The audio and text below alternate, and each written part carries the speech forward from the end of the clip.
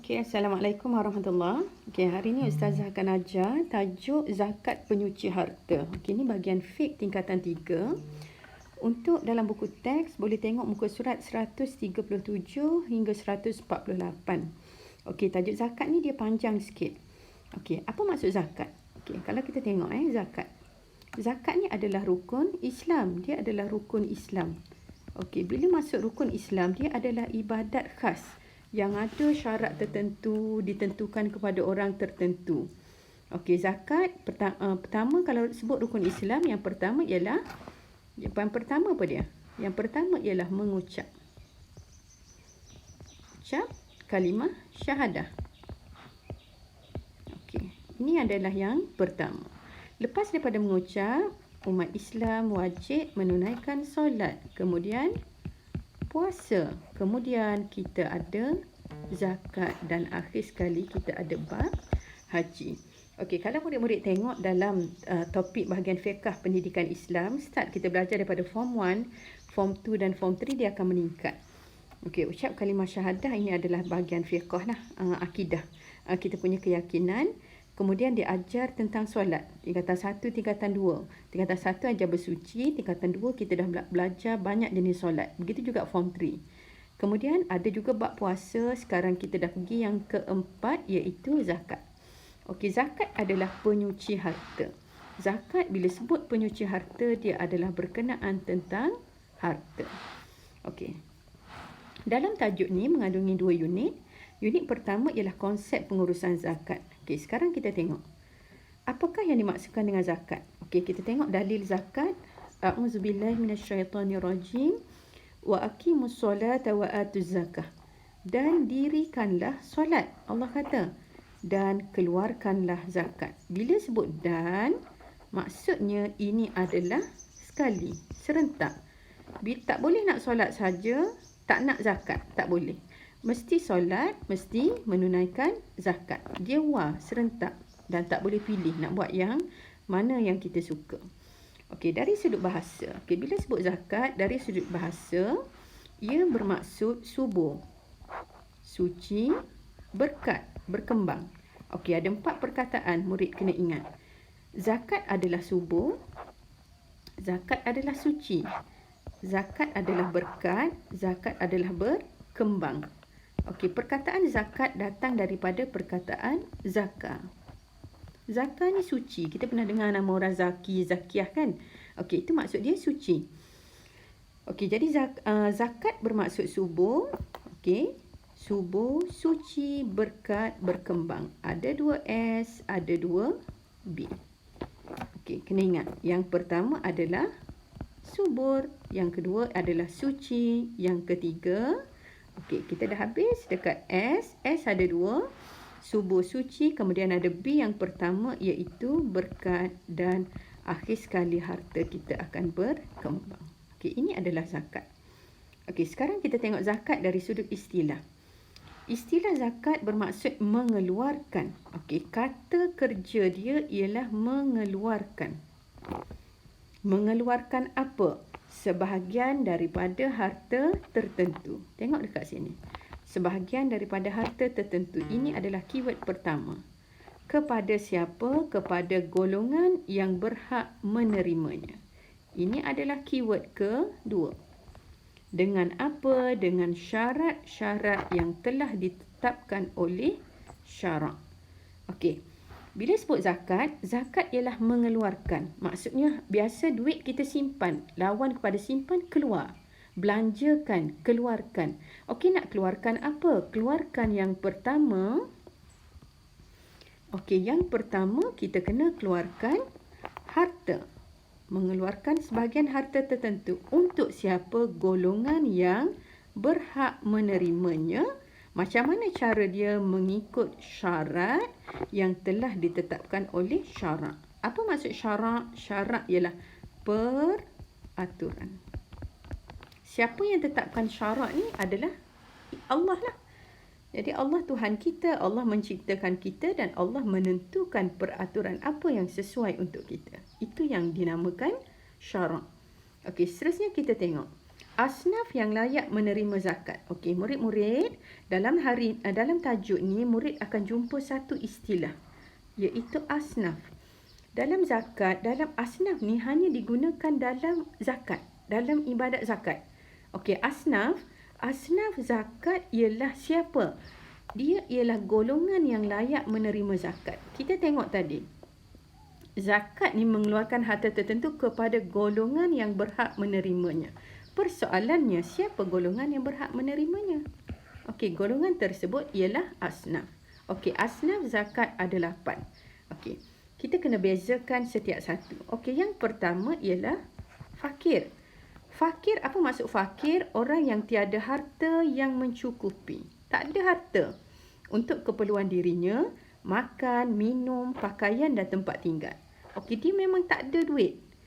Dia sepatut makan nasi contoh 2 pinggan sehari, tapi nak dapat sepinggan pun tak dapat. Dia tak ada pakaian dan dia merempat ataupun gelandangan di tepi jalan. Okey, itu adalah fakir. Okey, contoh kalau kita tengok dari sudut nilai. Seseorang yang memerlukan RM10 sehari. Okey, kalau kita tengok, ni biasanya perbelanjaan seorang je ni. Dia memerlukan RM10 sehari tetapi dia hanya mampu memperoleh RM3 sahaja. Bermakna tidak mencapai 1/2 daripada keperluan dia. Dia perlu 10. Kalau 1/2 mungkin at least dia dapat RM5. Tapi sekarang masalahnya dia tak ada duit. Dan dia cuma dapat RM3 sehari. Golongan ini dinamakan fakir. Okey, golongan kedua. Okey, kita tengok ya. Golongan kedua ialah golongan miskin. Ini pun golongan yang layak menerima zakat. Okey, siapakah golongan miskin? Orang yang mampu menampung sebahagian sahaja daripada keperluan hidupnya. Maksudnya, okey, kita tengok. Dia perlukan, orang yang miskin ni, dia perlu duit RM10 sehari. Tapi dia dapat menampung sebahagian, RM8. Lebih daripada separuh. Ataupun dia perlu RM10, dia ada RM5. Okey, tu dia level dia lebih tinggi sikit daripada fakir. Tapi dia masih susah. Dia masih tak mencukupi keperluan dia. Sepatut tukar baju setahun sekali ataupun 5 tahun sekali dapat beli baju. Tapi orang miskin bukan setakat baju, bukan setakat pakaian, tetapi makan minum pun dia catu dan tak cukup. Okey, sekarang kita tengok yang ketiga. Siapa golongan yang layak menerima zakat? Golongan ketiga ialah amil. Amil ni kalau kita eja bahasa Arab dia adalah ain mim lam. Amil. Siapa amil? Amil ialah mereka yang dilantik oleh pemerintah untuk mengumpul dan membahagikan zakat. Amil ada 2 tugas. Yang pertama mengumpul, yang kedua membahagikan. Okey, biasa dekat kampung kita siapa yang dilantik biasanya ialah imam. Habis ustazah dia imam, dia bukan amil. Ya, imam ni bukan setakat dia imam dalam solat. Imam yang dilantik dia ada pelbagai tugas dia. Salah satunya ialah mengumpul dan membahagikan zakat. Okey, yang keempat kita tengok golongan yang layak menerima zakat yang keempat ialah muallaf. Okey, apa maksud muallaf? Orang yang baru memeluk Islam. Muallaf ni datang daripada perkataan alafa. Alafa ni jinak. Jinak. Kalau kita binatang yang jinak, binatang yang tak liar macam kucing, tu alafa. Kalau binatang liar ni macam asadun. Apa dia asadun?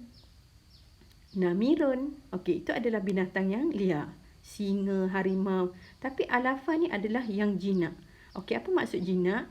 Orang yang baru masuk Islam, hati dia dia dah masuk Islam dan hati dia tengah belajar lagi tentang Islam.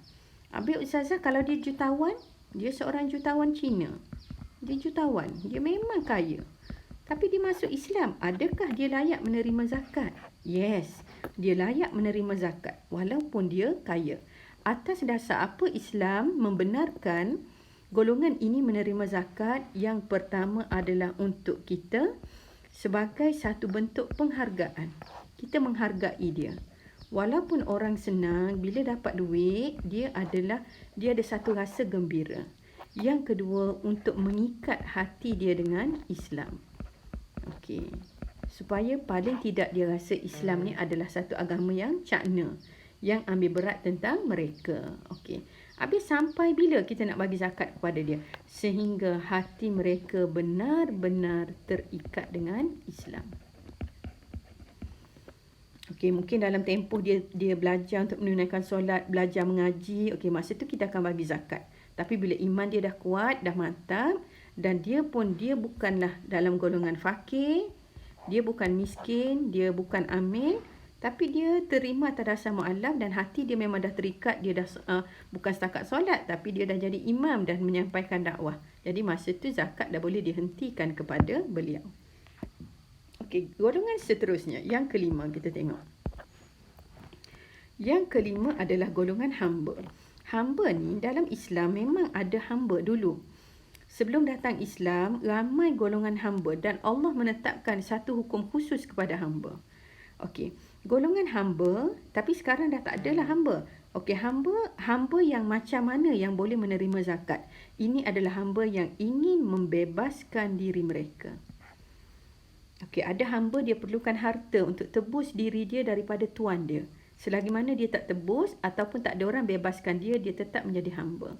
Hamba ni dia buat kerja tanpa gaji lah. Okey, jadi hamba pun layak menerima zakat. Okey, yang keenam ialah orang yang berhutang. Okey, ni dalam bahasa Arab kita panggil dia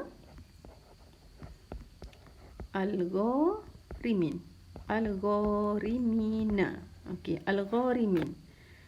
Okey, siapa al-gharimin? Orang yang dibebani hutang. Okey, hidup dia terbeban dengan hutang. Hutang untuk apa? Untuk keperluan asas diri. Okey, serta tanggungjawab dan tidak mampu membayarnya. Contoh, dia berhutang untuk mendapatkan sekampit beras. Ataupun dia berhutang untuk bayar perubatan pembedahan anak dia. Atau dia berhutang untuk hantar anak dia belajar dekat universiti. Itu adalah keperluan asas. Jadi, bila saat dia berhutang, dia nak lepaskan diri dia daripada hutang. Okey, jadi dia ada masalah. Contoh alung datang kacau dia, maka masa tu dia boleh pergi ke pusat zakat ataupun bertemu dengan sesiapa dia layak memohon zakat. Okey, yang ketujuh. Yang ketujuh ialah golongan fi sabilillah. Fi, pada. Sabil, jalan Allah. Pada jalan Allah. Siapa golongan fi sabilillah? Ialah orang yang berjuang di jalan Allah.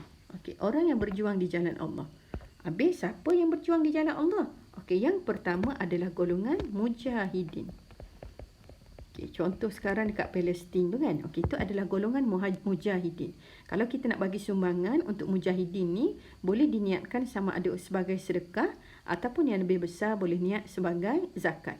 Sebab mereka adalah golongan yang layak menerima zakat.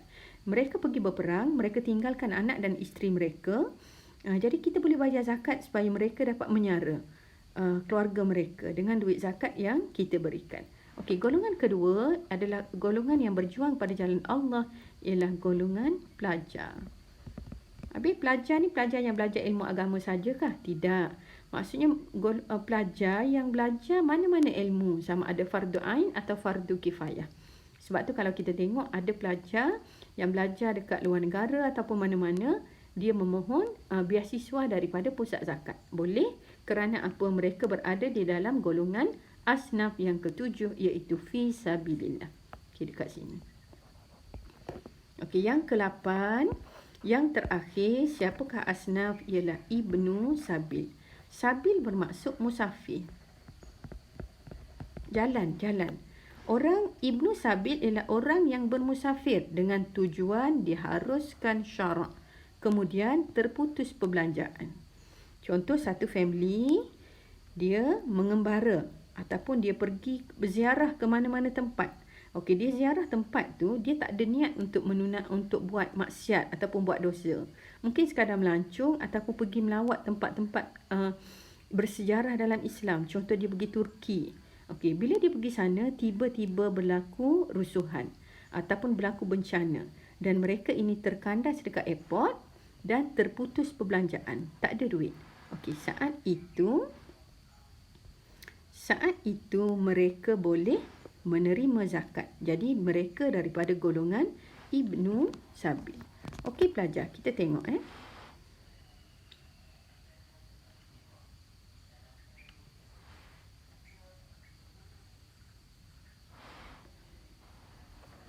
Okey, sekarang kita tengok balik. Okey, bila sebut zakat. Okey, zakat ni dia ada asnaf. Okey, sekarang kita tengok.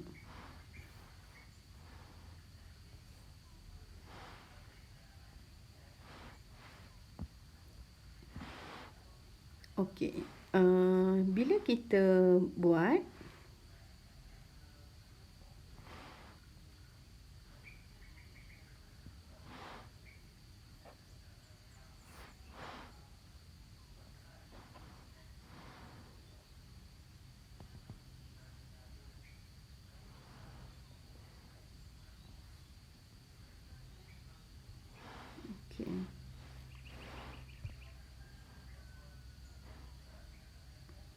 Okey, sekejap ya. Okey, sekarang kita tengok hikmah pensyariatan zakat. Hikmah ni adalah kelebihan. Apa kelebihan Allah syariatkan zakat? Okey, ada 3 golongan. Yang pertama pemberi, orang yang memberi zakat. Yang kedua hikmah kepada penerima. Yang ketiga hikmah kepada masyarakat. Okey, sekiranya hikmah kepada pemberi, orang kaya. Kenapa Allah suruh dia bayar zakat? Yang pertama, mendidik jiwa pemberi zakat dengan sifat pemurah. Dia setiap amalan ni, dia boleh bermula dengan istikhlas. Dia paksa dulu. Jadi bila dia ada harta banyak, sifat manusia dia sayang pada harta dia. Tapi Islam mendidik. Islam mendidik jangan sayang kepada harta. Mesti keluarkan zakat apabila kita mampu. Jadi yang pertama mendidik jiwa. Yang kedua melahirkan sifat taat kepada Allah. Ini adalah syariat yang wajib dibuat. Ini ialah rukun Islam. Jadi kena buat. Bila kena buat, melahirkan sifat taat. Okey, yang ketiga, mendapat kecemerlangan hidup di dunia dan di akhirat melalui harta yang dizakatkan. Okay, kita nak harta kita berkat. Jadi pemberi bila harta berkat, dia akan cemerlang sama ada di dunia ataupun di akhirat. Okey, seterusnya hikmah zakat kepada penerima. Orang yang menerima zakat. Yang pertama, membersihkan hati daripada hasad dengki ataupun iri hati. Jadi mungkin penerima zakat, dia golongan susah. Jadi dia akan tengok rakan dia, tengok jiran dia, tengok masyarakat sekeliling berada dalam keadaan senang. Jadi mudah untuk dia ada satu perasaan, iaitu dengki dan iri hati terhadap golongan kaya. Tapi apabila golongan ini memberi juga kepada mereka, maka hati mereka akan bersih daripada sifat-sifat mazmumah. Yang kedua, sekiranya mereka adalah golongan mu'allaf yang Ustazah sebut tadi, mereka dapat meningkatkan keyakinan mu'allaf terhadap Islam. Jadi mu'allaf ni rasa, Islam ni memang agama baik lah, Islam ni memang caring lah, Islam ni memang membantu lah. Jadi dia akan rasa Islam adalah agama yang betul. Yang ketiga, kepada orang yang berhutang, meringankan bebanan orang yang berhutang daripada belenggu hutang. Hutang adalah satu masalah yang menyesakkan kepala lah. Jadi nak tidur malam pun tak boleh, bangun pagi ingat hutang, apalagi sekiranya diancam. Jadi dengan bantuan kepada orang yang berhutang, apa orang berhutang tadi?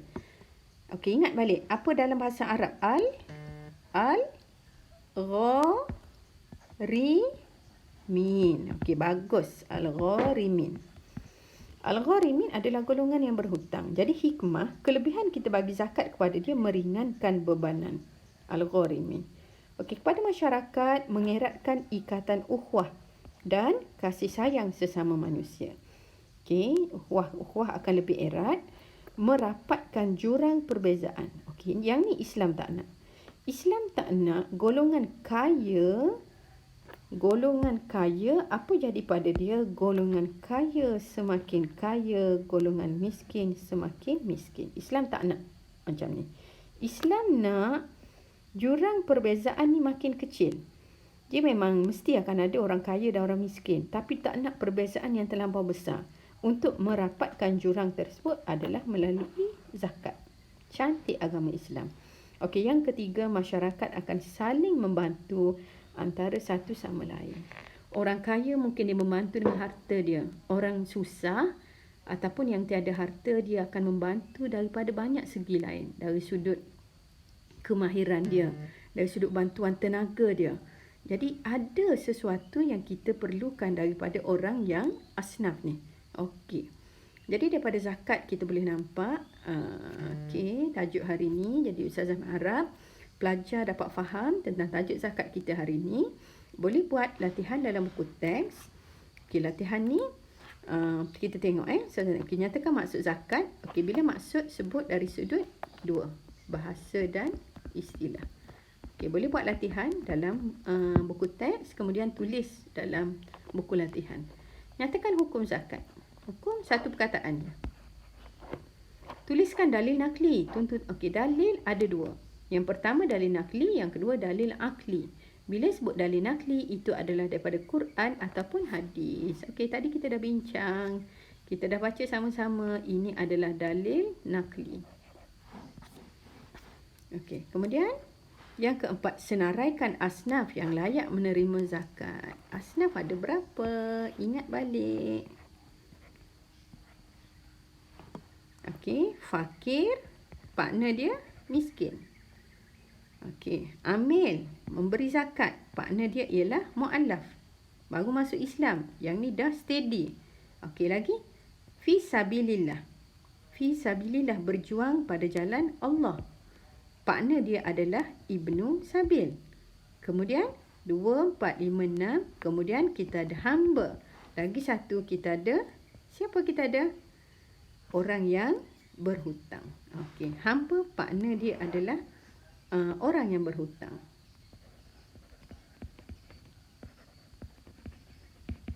Okey, nampak tak? Okey. Kita terus ulang kaji lagi sekali. Fakir, partner dia miskin. Amil, iman dia dah mantap. Partner dia adalah orang yang baru masuk Islam, mu'allaf. Fi sabilillah, berjuang pada jalan Allah. Partner dia adalah Ibnu Sabil. Istilah dia lebih kurang sama. Sabil. Sabil yang pertama fi sabilillah, berjihad. Ibnu Sabil adalah yang terkandas, orang musafir yang terkandas. Okey, orang yang berhutang dalam keadaan susah, partner dia adalah hamba pun sama susah. Bila pelajar ingat partner macam ni, lebih senang. Okey, jelaskan hikmah disyariatkan zakat terhadap, kita tengok soalan nombor 5. Jelaskan hikmah. Okey, kita dah bincang tadi. Pada fakir miskin, cuma dia nak lebih terperinci. Pada fakir miskin, apa kelebihan dia? Kepada mu'allaf, apa kelebihan dia? Siapa mereka ni? Adakah mereka pemberi? Bukan. Dia nak tanya hikmah kepada penerima. Tapi penerima ini lebih spesifik, iaitu siapa? Fakir dan mu'allaf. Okey, ini adalah soalan kebat pelajar. Okey, untuk soalan kebat yang ke-6. Dewasa ini banyak pertubuhan bukan kerajaan dan badan-badan kebajikan yang mengambil inisiatif serta tanggungjawab melaksanakan sendiri agihan zakat. Buat sendiri. Biasa pusat zakat dia, tapi ada juga kerajaan direct. Contoh Bank Rakyat, dia buat sendiri. Dia kutip zakat daripada pencarum dia dan dia agihkan sendiri. Okey, berdasarkan situasi di atas. Okey, situasi apa? Ni lah. Maksudnya agihan zakat sendiri. Huraikan pandangan anda. Okey, pelajar, bila sebut soalan kebat, ini adalah soalan kebat. Kemahiran berfikir aras tinggi. Bila kita jawab ikut teknik dalam peperiksaan, bila soalan kebat mesti ada 4 perkara, iaitu isi, mesti ada huraian lengkap dan mesti ada kesimpulan. Jadi Ustazah minta pelajar buat dalam keadaan mengikut format tersebut supaya kita tak lari daripada markah sebenarnya. Okey, jadi setakat itu sahaja kelas kita pada hari ini. Kita akan berjumpa, kita akan sambung lagi untuk kelas akan datang dalam unit 2, iaitu jenis zakat. Okey,